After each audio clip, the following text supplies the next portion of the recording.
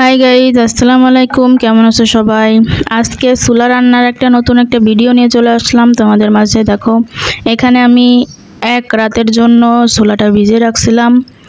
আর আগেই একটা কথা বলে রাখি, অনেকে বলে ছোলাটা 1-2 দিন মানে 1-2 ঘন্টা আর কি, সরি 1-2 দিন না, 1-2 ঘন্টা ভিজায় রাখলেই হয়ে যায়, কিন্তু না, এটা কিন্তু ভালোভাবে সিদ্ধ হয় না। আমি পুরো এক রাতের জন্য তোমার ভিজিয়ে রাখছিলাম। তো এখন সেটা ভালোভাবে ধুয়ে প্রেসার কুকারে নিয়ে নিছি আর কিছু পানি দিছি। আর এখানে ঝাল, পেঁয়াজ, রসুন এগুলা ব্লেন্ড করে নিব ব্লেন্ডারে। এই জন্য ওর ভিতরে কিছুটা ঝাল, পেঁয়াজ, রসুন আর দিয়ে দিচ্ছি 2টা ফল, আর এখানে দিয়ে দিচ্ছি গরম মশলা। এখন দিয়ে দিব জিরা। এগুলা সব ব্লেন্ডারে ব্লেন্ড করে ফেলবো। তো এখন এটা সরিয়ে ফেলতেছি। আর এর ফাঁকে কিন্তু আমার সেই ছোলা সিদ্ধ হয়ে গেছে। আর এই ছোলাটা সিদ্ধ করতে কিন্তু বেশি টাইম লাগে না। যদি তোমরা অল্পখানি পানিতে ভিজায় রাখো অল্প টাইমের জন্য, তাইলে বেশিক্ষণ লাগবে সিদ্ধ হতে। আর এটাও আমি ব্লেন্ড করে নিয়েছি। দেখো, এখন আমি চুলাতে একটা হাঁড়ি বসিয়ে দিব। হাঁড়ি বসিয়ে দিয়ে দিব তার ভিতরে তেলটা দেওয়া হয়ে গেলে দিয়ে দিব সে ব্লেন্ড করা মশলাগুলা।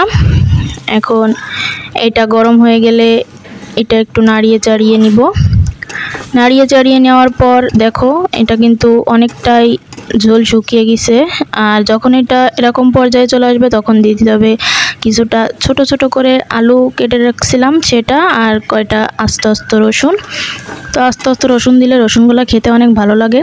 তো এটা এখন ভালোভাবে কষিয়ে নিতে হবে। আর এর ভিতরে দিয়ে দিচ্ছি পরিমাণ মতো লবণ আর সামান্য পরিমাণ হলুদটা এতে বেশি দেওয়ার দরকার নাই।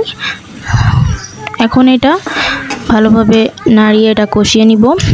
কষিয়ে নেওয়ার পর দেখেন, এই পর্যায়ে যখন এরকমভাবে কালার একটা চলে আসবে, দেখেন কত সুন্দর কালার আসছে। তো এই পর্যায়ে দিয়ে দিব পানি, যাতে রসুন, আলু এগুলো ভালোভাবে সিদ্ধ হয়ে যায়। আর এখানে আমি ছোলাটাও দিয়ে দিচ্ছি। তাইলে আপনার ছোলাটা, অনেকে এটা প্রশ্ন করে যে ছোলাটা আর ভালোভাবে সিদ্ধ করছি কিন্তু পরে যে শক্ত হয়ে গেছে, এটার কারণ কি?